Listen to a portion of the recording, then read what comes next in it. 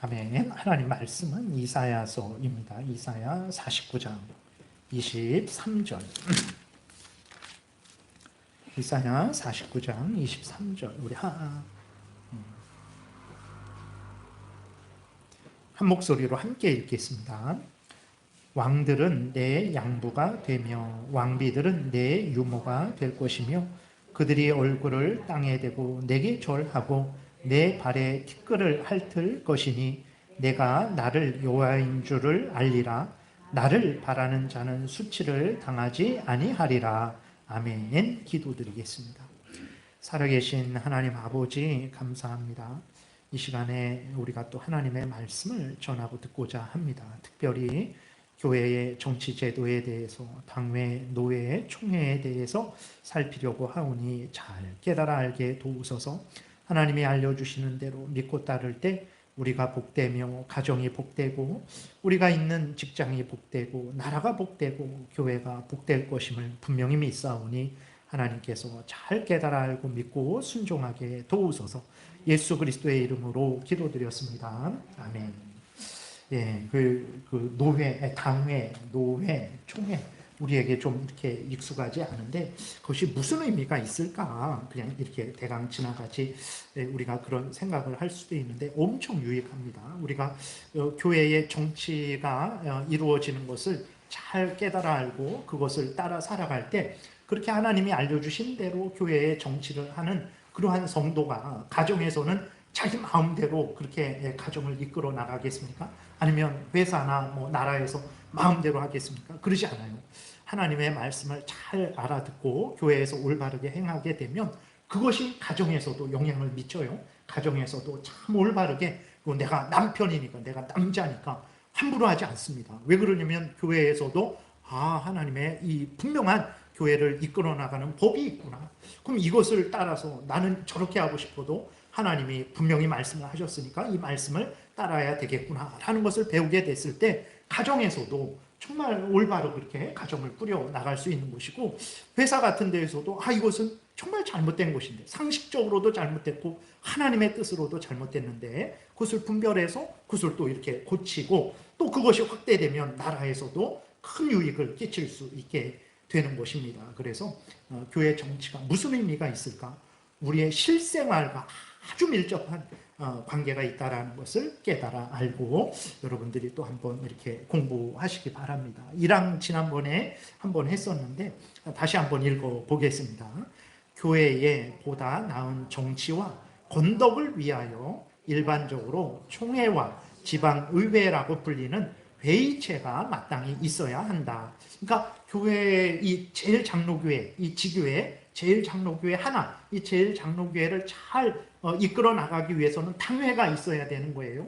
근데 또 이 지역에 여러 교회들이 있잖아요. 그 여러 교회들을 잘 이끌어 나가기 위해서는 여러 지역, 이 지역에 여러 교회가 모인 노회가 있어야 된다는 거예요. 그리고 이제 우리나라에 전체적으로 교회가 많잖아요. 그럼 이 나라 전체에 있는 그 교회를 잘 이끌어 나가기 위해서는 총회가 있어야 된다는 거예요. 그래서 당회, 노회, 총회가 있어야 교회가 올바른 정치를 할 수 있다.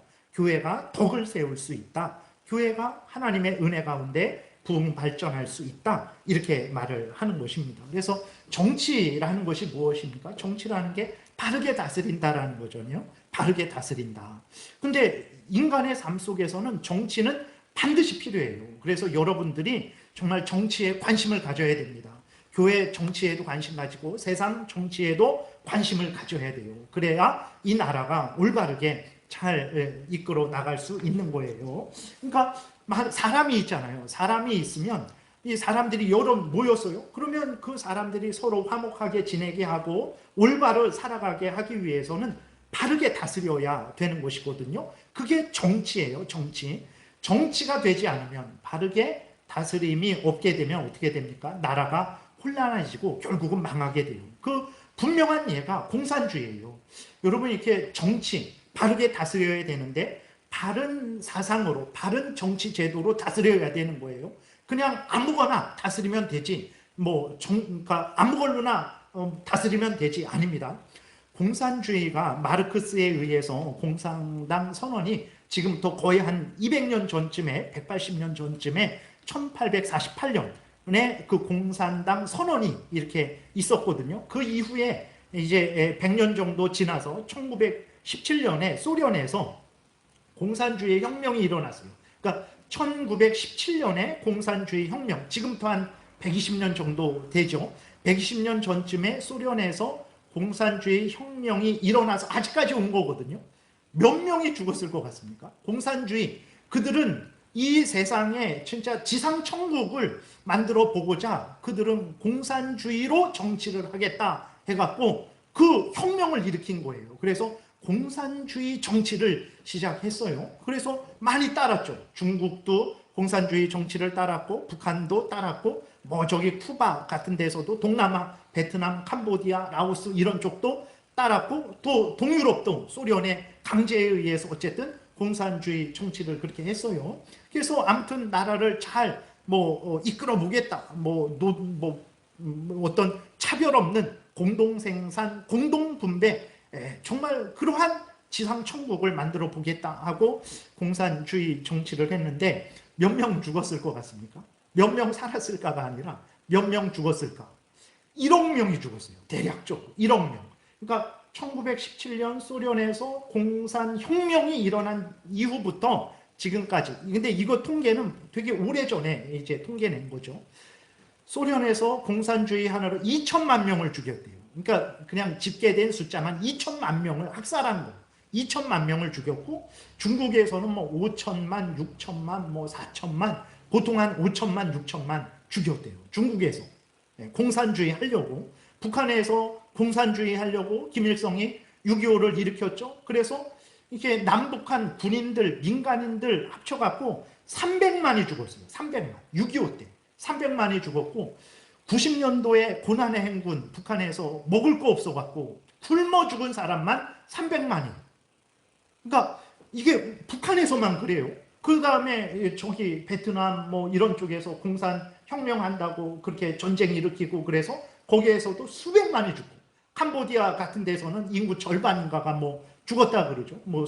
손에 굳은 살 없으면 이게 지식인들 다 죽여버리고 안경 썼으면 다 죽여버리고 신문 읽고 한번 읽어보라 그래서 신문 읽으면 다 죽여버리고 그러니까 그래갖고 거의 한 1억 명이 죽었답니다.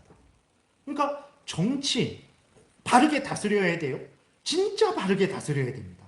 잘못되게 다스리게 되면 이렇게 공산주의 한 사상, 한 사람이 마르크스가 만들어낸 그 사상, 악한 사상이죠. 아주 하나님을 대적하는 악한 사상이 사람들에게 많이 전파되고 그걸로 한번 해보겠다 해서 해봤더니 1억 명이 죽었어요. 그렇기 때문에 이제 우리는 정치에 대해서 민감해야 됩니다. 민감하고 올바른 그러한 정치가 이루어지기를 위해서 우리는 열심히 노력을 해야 되는 거예요. 그런데 그래서 이제 세상 사람들도 보게 되면 당장 이제 어떤 민주당이 집권하냐, 국민의힘이 집권하냐, 보수적인 생각을 가진 정당이 집권하냐, 진보적인 정당이 집권하냐, 진보적인 그러니까 진보라는 게 보수가 진보가 아니냐? 아니에요. 그러니까 보수와 진보의 차이가 여러 가지로 좀 이렇게 나누지만 어떤 개혁을 하는데 보수는 급작스러운 개혁은 안 합니다. 왜 그러냐면 당장 좋은 일이 생겼다고 해갖고 당장 어제까지 하던 모든 거 다 엎어버리고 오늘 새롭게 하면 혼란하게 되고 문제가 더 커지게 되죠. 그래서 무엇을 할 때 천천히 그것을 어떤 사회가 이렇게 왔는데 이렇게 길을 바꿔야 되는데 천천히 이렇게 바꾸죠. 그 큰 문제가 생기지 않도록 혼란이 생기지 않도록 천천히 바꿔요. 진보 같은 경우는 이렇게 완전히 그 전에 해오던 것을 다 없애버리고 그냥 확 바꿔버리죠. 그렇게 되니까 아주 혼란함이 생기게 되는 것인데, 근데 어쨌든 그 민주당이 집권하냐, 이렇게 국민의힘이 집권하냐, 그래서 그렇게 집권하면 어떤 사람들은 벌써 정책이 어떻게 될 줄 알고 강남에 집을 사고 땅을 사고 그렇게 하죠. 그럼 아니나 다를까 그쪽에 엄청나게 집값이 오르게 되고 그런 일이 있게 되는 거죠. 그러니까 사람들이 정치에 아주 민감합니다. 그러니까 어떤 세상적인 이익을 따지면 따질수록 정치에 민감해요. 왜 그러냐면 그것에 의해서 정말 이렇게 우리의 삶이 막 이렇게 영향을 끼치게 되니까 그렇죠. 근데 놀라운 것은 무엇이냐면 그리스도인들도 세상 정치에 얼마나 민감합니까? 근데 놀라운 것은 그리스도인들이 교회 정치에는 민감하지 않아요. 교회 정치, 여러분 이렇게 노회, 당회, 노회, 이렇게 총회, 이러한 장로의 정치에 대해서 들어보셨나요? 이것이 왜 교회에 이렇게 필요한지, 그 다음에 회중 정치, 감독 정치, 뭐 이런 것들에 대해서 잘 들어보지 못했잖아요. 왜 그렇습니까? 일단 교회에서 가르치지 않아서 그렇겠죠. 왜 교회에서 가르치지 않았을까요? 목사가 가르치면 피곤하니까 가르치지 않았을 수도 있고, 아니면 성도들이 무관심하죠. 그딴 거 뭐가 필요해요? 잘 먹고 잘 살게 해주세요. 어려움 해결하면 됩니다. 이거든 저거든 상관없어요. 내 문제 해결해 주시고 내 병 낫게 해주시고 내 자식 잘 되게 해주시면 이거든 저거든 다 괜찮습니다 라는 뭐 그러한 생각 때문에 그렇게 우리가 이제 목사의 문제, 그 다음에 성도들의 문제, 이로 인해서 이제 정치가 잘 교회에서 가르쳐지지 않아서 그럴 수도 있죠. 근데 앞에서 잠깐 말씀드렸지만 정치는 엄청 중요해요. 어떤 정치를 하냐에 따라서 정말 죽고 사는 문제가 걸리게 되죠. 그리고 좀 이렇게 뭐 부동산이 폭등하냐 폭등하지 않냐 이런 여러 가지 문제들이 좀 생기게 되는 거예요. 그래서 우리는 그 나라의 정치에 대해서도 민감하게 반응을 해야 되죠. 근데 우리는 어쨌든 성경의 근거에서 하나님을 경외하고 하나님의 말씀대로 그렇게 행하는 일꾼들을 뽑는 그러한 정치 참여가 있어야 되는 것이죠. 마찬가지로 우리는 세상 정치에만 관심 가질 것이 아니라 교회 정치에도 관심을 가져야 돼요. 그래야 이 교회가 안전하고 평안하고 올바르게 부흥 발전할 수 있어요. 그렇기 때문에 여러분들도 교회 정치에 직접적으로 여러분들이 노예 가지 않고 총회 가지는 않을지라도 이 장로회 정치를 하는 장로교회가, 우리 제일장로교회가 잘 하나님의 은혜 가운데 당회가 잘 운영되고 노예가 또 교회들의 지역교회들의 연합인 노예가 잘 운영되고, 노예는 이 지역교회를 돌보는 거죠. 당회는 이 제일장로교회의 당회는 제일장로교회를 돌보는 거고, 교회들의 그 지역의 교회들의 모임인 노예는 그 지역 교회를 돌보는 거고, 노예들의 전체 이 나라에 있는 노예들의 모임인 총회는 또 전체 이 나라 전체의 교회를 돌보는 거예요. 그렇기 때문에 당회가 잘 운영되고 노예가 잘 운영되고 총회가 잘 운영되기를 위해서 우리가 늘 관심을 갖고 그렇게 기도를 해야 되는 것입니다. 그래야 내가 이렇게 평안한 믿음 생활을 할 수도 있는 거고, 우리가 또 하나님으로부터 복을 받는 것이고, 이 교회가 이제 올바르게 이단의 어떤 그 교묘한 속임의 공격에 넘어가지 않을 수 있는 것이고, 올바른 복음이 잘 증거될 수 있는 거예요. 그래서 지난번에도 말씀을 드렸지만, 그랬을 때에 이 정치 제도가 크게는 이제 뭐 감독제가 있고 회중제가 있고 그 다음에 장로 정치가 있어요. 그래서 감독제는 무엇이냐면 특별히 이제 좀 구분하면 로마 카톨릭이 좀 있는데, 로마 카톨릭은 그 모든 교회를 다스리는 권한은 로마 교황에게 있다라는, 로마 교황에게 베드로를 대표하는 베드로의 계승자, 그러니까 로마 교황에게 모든 권한이 있다라는. 그래서 로마 교황은 예수님을 지금 대리하고 있다라는 거죠. 그래서 로마 교황에 의해서 교회가 다스려져야 된다라고 하는 게 로마 카톨릭이 주장하는 거예요. 로마 카톨릭은 그런 식으로 지금 이 로마 전체 카톨릭을 다스리고 있는 거예요. 그래서 교회의 최고 권력자는 이제 교황이 되는 거죠. 성공회나 감리교 같은 것은 이제 감독제도라 그래요. 감독제도인데 감독이 누구냐? 그러니까 목사예요. 다 목사인데 목사면 다 동일한 목사입니다. 어느 높은 목사, 낮은 목사 없어요. 목사는 다 동일한 같은 뭐 높고 낮음이 없어요. 다 같은 동등성이 있어요. 목사는. 근데 감독은 누구냐면 그들은 어떻게 생각하냐면 감독제도는 목사라고 다 같은 목사가 아니에요. 어떤 목사들 일반 목사가 있고 더 높은 목사가 있습니다. 더 높은 목사가 감독이에요. 주교, 뭐 감독, 로마 카톨릭도 신부들이 있으면 로마 교황이나 뭐 신부나 다 똑같은 급이 아닙니다.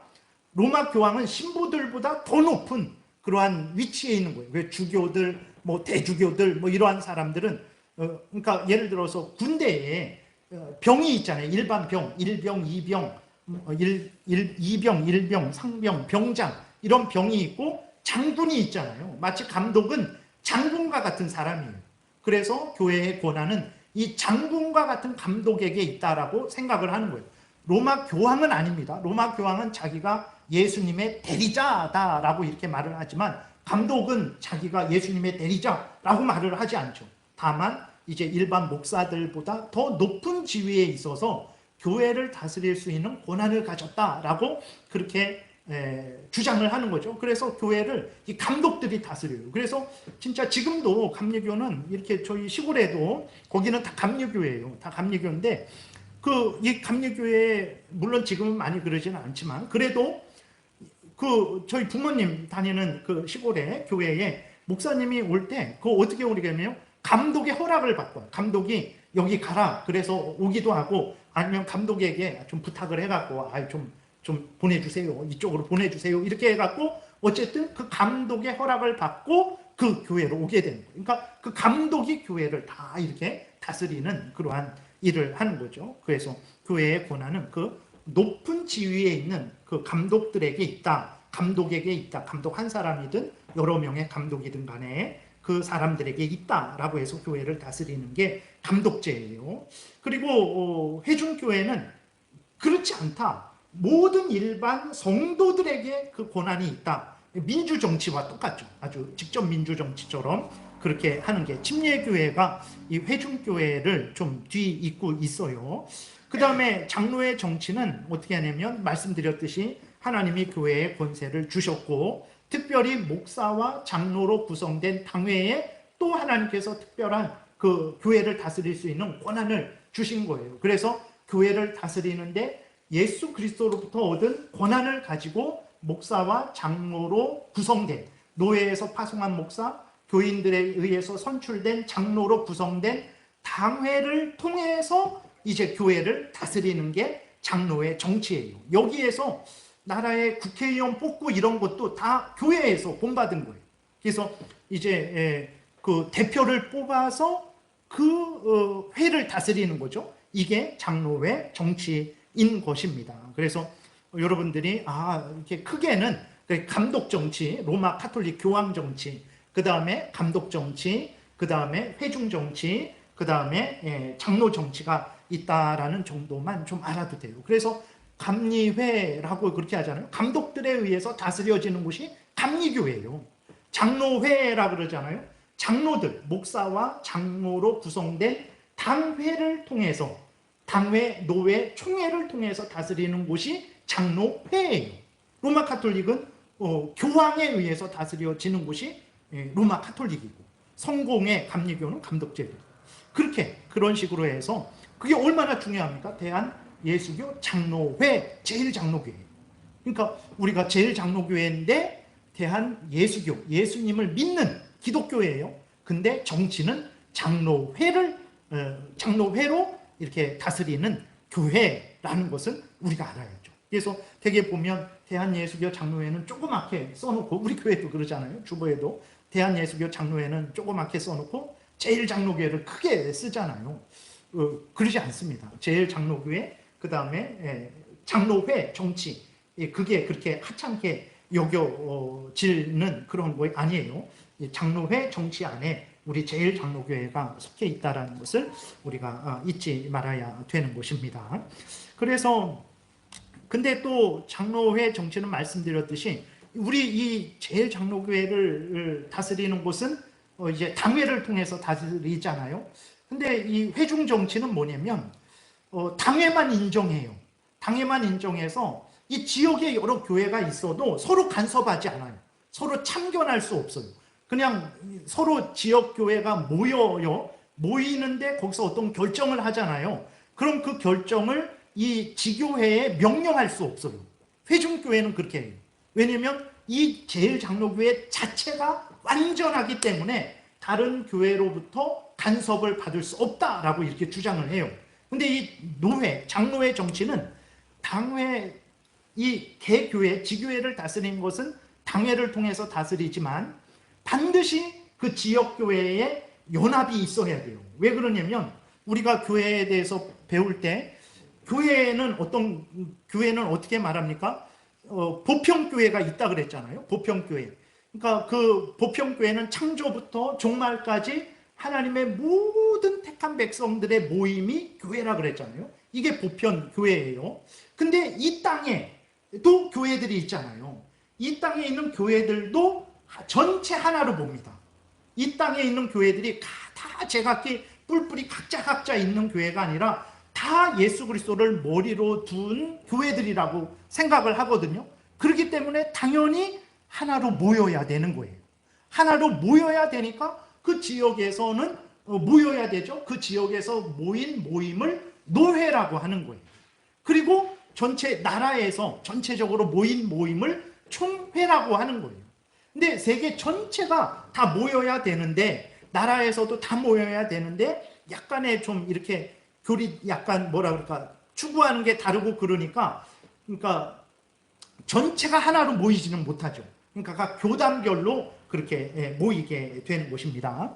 그래서 장로회 정치는 당회만 있으면 되는 게 아니고 그 지역 교회들의 모임인 노회가 있어야 되는 것이고 총회가 있어야 되는 것입니다. 그래서 그렇게 장로회 정치는 당회, 노회, 총회를 통해서 이루어지는 정치라고 여러분들이 분명히 그렇게 이해를 하시면 되겠어요.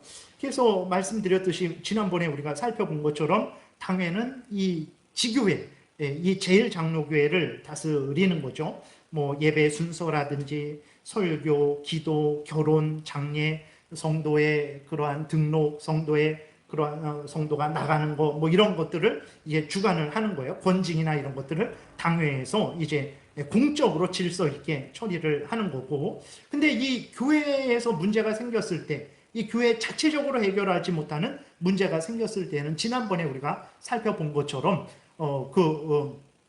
안디옥 교회에 문제가 생겼잖아요. 그러니까 해결이 안 되니까 어떻게 합니까? 예루살렘 총회로 보내갖고 그 문제를 해결하게 되는 거죠. 그렇기 때문에 교회의 문제를 해결하기 위해서는 노회가 있어야 되는 거예요. 그러니까 이 땅에 있는 교회는 전체 하나이기 때문에 당연히 모임, 이렇게 연합하는 게 마땅한 것이고, 또 하나는 이제 각 개교회의 문제를 해결하기 위해서는 당연히 더 큰 교회 연합을 통해서 이제 해결을 해야 되기 때문에 노회가 있어야 되는 것입니다. 그래서 노회는 이제 그 지역의 교회들을 돌보는 일을 하는 것이고, 근데 노회적으로도 해결할 수 없는 문제들이 생겨요. 그렇기 때문에 노회들이 모이는 총회가 있어야 되는 거예요. 그래서 그 총회를 통해서 노회의 문제, 전체 그 총회의 산하에 있는 모든 전체 교회를 이제 돌보게 되는 거예요. 그래서 장로회 정치라고 말할 때는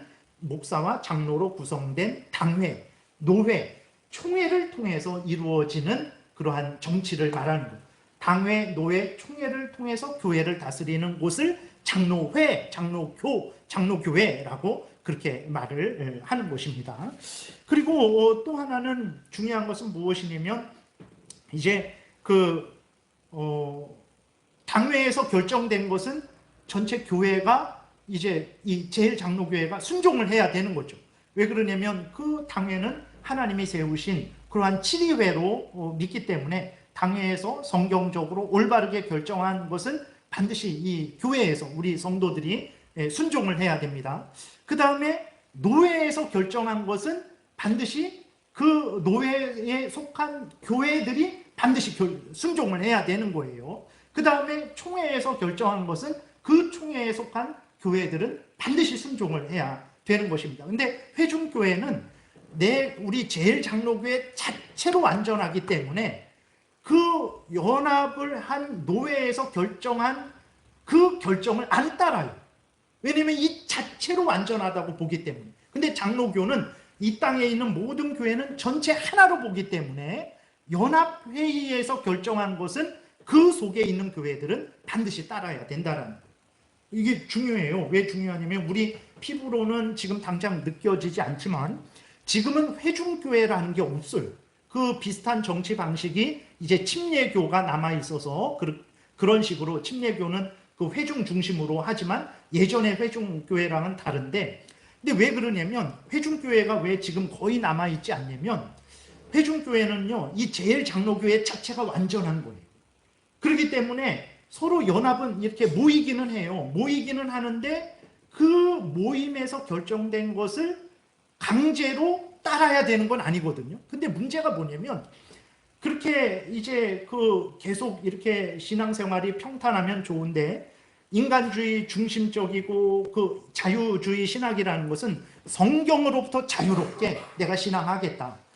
교회가 역사적으로 공적으로 믿어온 신앙 고백으로부터 자유롭게 거기서부터 벗어나서 내가 자유롭게 내 마음대로 내 뜻대로 시대를 따라서 내가 신앙생활 하겠다. 그게 자유주의예요. 그러니까 자유주의라는 것은 내 마음대로 사는 건데 무엇으로부터 내 마음대로 사냐? 성경으로부터 내가 얽매이지 않겠다. 성경의 근거에 생각하고 말하고 행동해야 되죠. 그리고 이 성경을 믿어온 교회의 올바른 신앙 고백의 근거에서 신앙생활을 해야 되는데 성경과 교회가 믿어온 신앙 고백을 버리고 내가 자유롭게 신앙생활을 하겠다. 자유롭게 신학하겠다. 그게 자유주의 이 신학이에요. 그런 자유주의 신학이 막 이제 교회를 막 이렇게 휩쓸고 지나갈 때 장로교회는 전체 교회가 하나로 모입니다. 무슨 문제가 있으면 교회에서 해결 못하면 노회에서 이런 문제가 있는데 이런 사상들은 잘못됐고 그렇기 때문에 각 교회들은 이런 사상을 받아들이지 마십시오. 이렇게 설교하면 안 됩니다. 주의해야 됩니다. 이런 것들을 회의를 해서 각 지교회로 내려보내죠. 그러면 각 교회는 그것을 받아갖고 그걸 따르죠. 그렇게 되니까 그리고 총회적으로도 그런 일이 있죠. 그렇게 되니까 어떤 문제가 있을 때에는 교회의 장로교회는 그렇게 노회가 열리고 총회가 열려서 그 문제에 대처를 하게 되는 거거든요. 그러니까 어떤 잘못된 사상들이 와도 전체적으로 모여서 점검하고 옳고 그름을 분별하고 배척할 거 배척하고 그런 식으로 하니까 교회가 보호를 되는 거예요. 보호가 되는데 이 회중 정치를 하는 사람들은 그렇게 권면을 안 들어요. 그냥 이 교회 자체로 제일장로교회 자체로 모든 것을 하려고 해요. 근데 할 수 있는 것도 있지만 이 제일장로교회가 아무리 커도 부족하고 모르는 게 있고 그렇거든요. 그렇기 때문에 혼자서 그 아주 교묘한 사탄의 괴계 올무를 다 분별할 수도 없고 이겨낼 수도 없었어요. 그래서 회중교회, 그냥 이 교회 한 교회가 완전하다라고 하면서 그 당회, 노회, 총회의 정치를 추구하지 않은 교회는요. 그 자유주의 물결을 거스를 수 없었어요. 다 거기에 휩쓸려 갖고 다 그냥 이렇게 무너졌어요. 그래서 회중 정치는 지금 없어요. 회중교회는 없어요. 회중교회를 그렇게 하는 그 교회들이 지금 없어요. 그러니까 우리가 성도님들은 뭐 노회에 참여하지 않고 총회에 참여하지 않지만 앞에서 말씀드린 대로 그 당회가 잘 운영되고 노회가 잘 운영되고 총회가 잘 운영되도록 그렇게 기도해야 되는 이유는 내가 바른 신앙을 갖기 위해서 그런 거예요. 총회가 잘못돼 보세요. 당회가 잘못되고 노회가 잘못되고 총회가 잘못돼 보세요. 당장에 내가 엉뚱한 신앙을 갖게 돼요. 그래서 예를 들어서 제가 여기에서 잘못된 자유주의 신학을 막 이렇게 전하잖아요. 그러면 이상하잖아요. 교회에서 목사님이 왜 저러지? 근데 잘 분별을 할 수 없잖아요. 그럼 어떻게 해야 되냐면 성도들이 노회에 그걸 이렇게 이 문제를 해결해 달라고 노회에다가 고소라는 말이 좀 그렇지만 그 노회에 이렇게 도움을 청합니다. 그럼 노회에서 저를 조사하는 거예요. 그래서 잘못된 것이 이렇게 되면 노회에서 저를 책망을 하든지 회개하라 그러든지 회개하지 않으면 저를 면직을 하겠죠. 그렇게 되면 어떻게 됩니까? 이 교회가 나쁜 그 잘못된 악한 그러한 성경과 반대되는 말을 전하는 제가 여기에서 이제 쫓겨나겠죠. 그러면 여러분들이 올바른 말씀을 듣고 이제 올바른 신앙생활을 할 수 있게 됩니다. 그러니까 당회가 노회가 총회가 제대로 운영되는 것은 내가 올바른 신앙생활을 하는 데 있어서 아주 절대적으로 중요하다라는 것을 여러분들이 좀 생각을 하고, 아유, 뭐 이렇게 그 당장에 내 기도 응답과 관련 없는데, 그런 게 아닙니다. 정말로 근본적으로 중요하다라는 것을 여러분들이 그렇게 좀 생각을 해야 됩니다. 그리고 이 장로회 그렇다고 뭐 감독제, 그 다음에 회중교회 이런 방식으로 한다고 해서 이단이라고 그러지는 않아요. 로마 카톨릭은 이단이죠. 왜 그러냐면 자기가 예수님의 대리자라고 하니까 로마 교황 체제는 그거는 완전히 잘못된 거예요. 근데 감독제나 회중교회 제도는 그렇게 뭐 이단이다라고 말하지 않죠. 근데 우리 장로교회는 장로회 정치가 가장 성경적이고 교회에도 유익하다라고 그렇게 주장을 하죠. 앞에서 회중교회가 없어진 예를 좀 들었죠. 그리고 성경에서도 장로들의 회의를 통해서 이스라엘 나라가, 그 다음에 예수님 오신 이후로 신약교회가 그렇게 움직여진 것을 성경에서도 증거하고 있어요. 출애굽기 3장 16절 요거 한 목소리로 같이 읽어보겠습니다. 너는 가서 이스라엘의 장로들을 모으고 그들에게 이르기를 여호와 너희 조상의 하나님 곧 아브라함과 이삭과 야곱의 하나님이 내게 나타나 이르시되 내가 너희를 돌보아 너희가 애굽에서 당한 일을 확실히 보았노라 하면서 이게 전하라고 하나님이 모세를 부르셔서 애굽에서 고통당하는 이스라엘에게 보내시기 전에 모세를 부르실 때 너는 애굽에 있는 이스라엘 백성들에게 가는데 가서 누구를 모으라 그러냐면 장로들을 모으라 그랬어요. 그러니까 모든 수백만 되는 이스라엘 백성 다 모아놓고 거기에 대해서 하나님이 나를 보냈으니까 이제 애굽에서 나갑시다 그러라고 하시지 않았어요. 하나님은 그 수백만 되는 이스라엘의 대표들인 장로들이 있었던 거예요. 그 장로들의 회의를 통해서 그 이스라엘이 전체가 움직여지고 있었던 거죠. 그래서 그 장로들을 모아라. 그래서 그들에게 내가 전한 말을 전해라. 이렇게 말씀을 하는 거죠. 그리고 민수기 11장에 보게 되면 하나님이 이스라엘 백성들을 애굽으로 끌고 나오셨는데 거기에 이제 잡족들도 순수한 이스라엘 백성들 말고 애굽에서 포로된 그 다른 나라 정복 땅에서 노예였던 그러한 여러 다른 나라들도 같이 이렇게 이스라엘을 따라 나온 족속들이 있었어요. 그들이 불평하고 원망합니다. 그러니까 이스라엘 백성들도 그들의 불평과 원망에 물들어 버려 갖고 뭐 고기도 못 먹고 마늘도 못 먹고 부추도 못 먹고 뭐 애굽에 있을 때는 그런 것도 먹고 그랬는데 광야에서는 그런 것도 못 먹고 하면서 하나님께 원망 불평을 해요. 그러니까 이제 그러면서 그 불평이 모세에게 다 이제 집중됐죠. 그러니까 모세가 하나님께 진짜 내가 어떻게 합니까 하면서 도와달라고 하나님께 그렇게 모세도 하나님께 원망을 할 때 하나님이 그 일을 해결하는데 어떻게 해결하냐면 그 장로들을 모아서 장로들과 함께 그 일을 해결할 수 있도록 하나님이 그렇게 하십니다. 그래서 민수기 11장 11절부터 17절을 우리가 번갈아 교독하겠습니다. 모세가 여호와께 여짜오되 어찌하여 주께서 종을 괴롭게 하시나이까? 어찌하여 내게 주의 목전에서 은혜를 입게 아니하시고 이 모든 백성을 내게 맡기사 내가 그 짐을 지게 하시나이까? 이 모든 백성을 내가 배웠나이까? 내가 그들을 낳았나이까? 어찌 주께서 내게 양육하는 아버지가 젖 먹는 아이를 품듯 그들을 품에 품고 주께서 그들의 열조에게 맹세하신 땅으로 가라 하시나이까? 이 모든 백성에게 줄 고기를 내가 어디서 얻으리이까? 그들이 나를 향하여 울며 이르되 우리에게 고기를 주어 먹게 하라 하온즉 책임이 심히 중하여 나 혼자는 이 모든 백성을 감당할 수 없나이다. 주께서 내게 이같이 행하실진대 구하옵나니 내게 은혜를 베푸사 즉시 나를 죽여 내가 고난당함을 내가 보지 않게 하옵소서.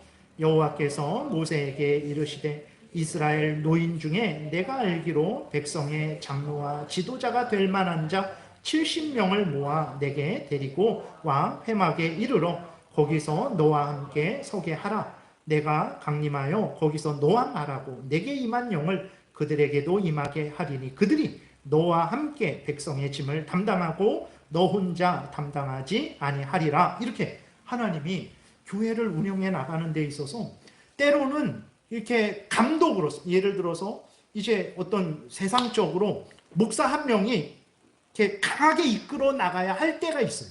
네. 마치 세상에서도 나라가 초기 혼란하고 어지러울 때 어떻게 해야 됩니까? 그때도 국민투표해갖고 뭐 이것을 결정할까요? 저것을 결정할까요? 그럴 시간이 없어요. 지금 당장 나라가 혼란하고 무너지게 되었을 때는 어떻게 해야 됩니까? 나라의 책임자가 정말 결단을 하고 그 일을 끌고 나갈 수 있어요. 그때 뭐 독재가 될 수도 있고 뭐 권위주의 정치가 될 수도 있고 백성들의 모든 그런 의견들이 약간 무시될 수 있어요. 그러나 그러지 않으면 나라가 혼란하게 되니까 어떻게 할 수 없죠. 그러니까 그 감독 정치 같은 것도 교회가 혼란하고 어지러울 때는 목사 중심으로 해갖고 그냥 강하게 끌고 나갈 수도 있어요. 그러나 좀 이렇게 그러한 것들이 안정되고 이제는 평안해졌을 때는 속히 이제 장로의 정치로 그렇게 돌이켜야 되는 거죠. 그래서 모세가 이게 혼자 그렇게 하는데 도저히 감당 못하는 거죠. 그러니까 인간은 세상에서도 그렇고 교회에서도 그렇고요. 혼자 아무리 천재일지라도 다 할 수 없어요. 다 할 수 없습니다. 함께 해야 되는 거예요. 그러니까 인간 본성상 세상에서도 사람인자 이렇게 해갖고 사람이 서로 기대어서 있는 게 사람이다 이렇게 말을 하는 것처럼 이렇게 서로 함께 모여서 함께 회의를 해서 거기에서 결정해서 그게 가장 혼자 생각보다 여러 명의 생각이 더 좀 좋거든요. 그런 식으로 하는 것은 인간 본성에도 맞는 거고 또 교회를 이끌어감에 있어서도 하나님께서 그렇게 교회를 이끌어갈 때 모세로 하여금 혼자 담당하지 않게 하시고 그렇게 장로들을 세워서 그 이스라엘을 전체를 이끌어가게 이제 하셨던 거죠. 신약까지만 이렇게 좀 보겠습니다. 우리가 그 증거를 사도행전 14장에서도 보게 되면 바울이 그렇게 전도를 하며 다닐 때 교회를 세우잖아요. 그러면서 교회를 세우면 반드시 누구를 세웁니까? 장로들을 세워요. 목사와 장로, 가르치고 다스리는 목사, 다스리는 장로 해갖고 목사와 장로들을 세워서 그 장로들을 통해서 세워진 교회를 다스리게 합니다. 사도행전 14장 23절에 보게 되니까 각 교회에서 없나요? 네, 함께 읽겠습니다. 각 교회에서 장로들을 택하여 금식 기도하며 그들이 믿는 주께 그들을 위탁하고 그랬어요. 각 교회, 바울이 다니면서 교회를 세울 때마다 거기에 장로들을 세우고 장로들의 회를 통해서 이렇게 정치를, 교회를 다스리게 한 거죠. 우리가 사도행전 15장에서도 보게 되면 그 예루살렘에서도 장로들의 모임이 있었던 거죠. 그 다음에 디도서 1장 5절에서도 봅니다. 함께 읽습니다. 내가 너를 그레데에 남겨둔 이유는 남은 일을 정리하고 내가 명한 대로 각 성에 장로들을 세우게 하려 함이니. 그러니까 교회가 있는 곳마다 장로들을 세워서 그 장로들을 통해서 이제 그 교회를 다스리게 이제 하려고 했던 거예요.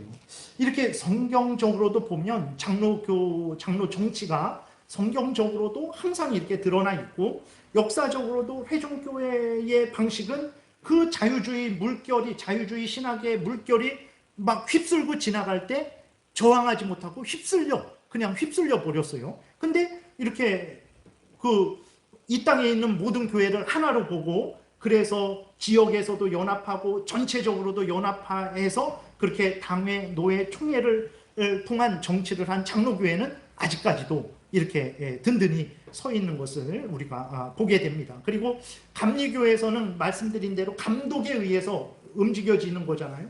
근데 그 각 교회들 보게 되면 감리교회에서도 장로들을 세워요. 감리교회에서도 장로가 있어요.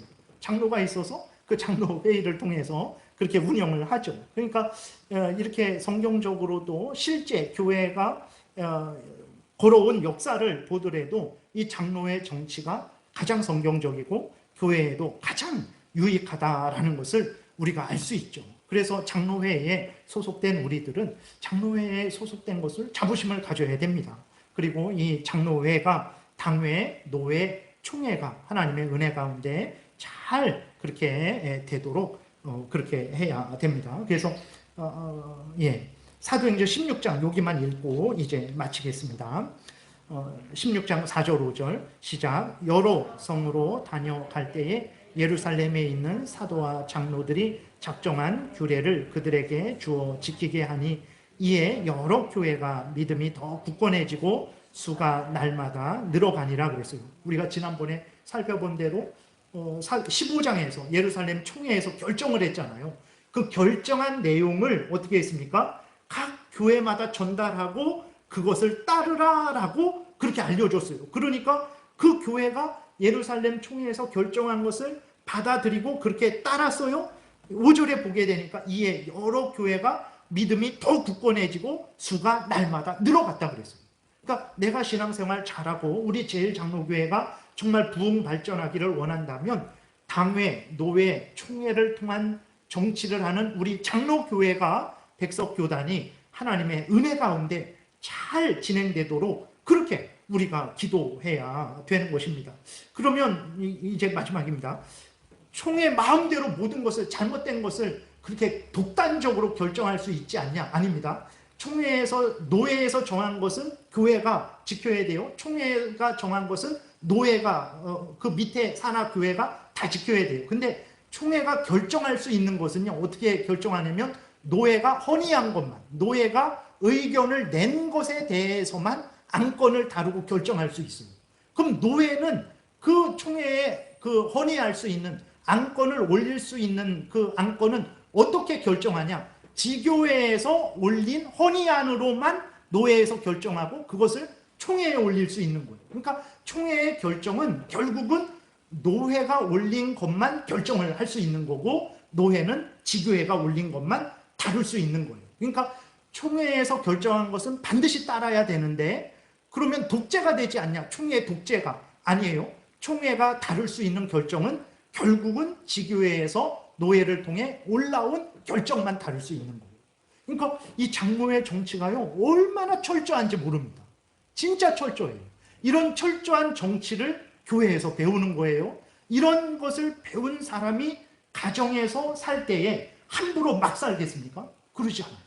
이렇게 철저하게 그 가정생활을 하게 되고 자기가 직장에 갔을 때에도 정말 철저하게 직장생활을 할 수 있게 되는 거죠.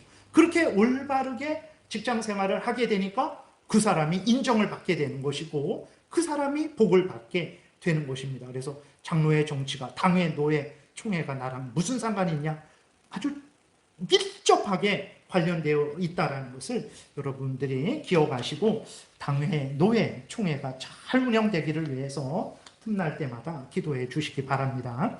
기도드리겠습니다. 살아계신 하나님 아버지 감사합니다. 하나님이 성경을 통해서 이렇게 참 자세히 살펴보니 교회를 운영하고 다스릴 수 있는 이 좋은 정치 제도까지 우리에게 자세히 알려주셨는데 우리는 성경을 볼 때 이러한 하나님의 뜻을 발견하려고 노력하지 않고 그저 내 마음에 감동되는 것, 당장 나의 실생활에 유익되는 것만 살피고 성경을 읽은 것을 다시 한번 깨달아 알게 됩니다. 하나님, 우리로 하여금 다시 한번 은혜를 주시고 성경을 잘 하나님이 알려주시는 대로 읽는 복된 신앙생활 하게 도우소서. 감사드리고 예수 그리스도의 이름으로 기도드렸습니다. 아멘.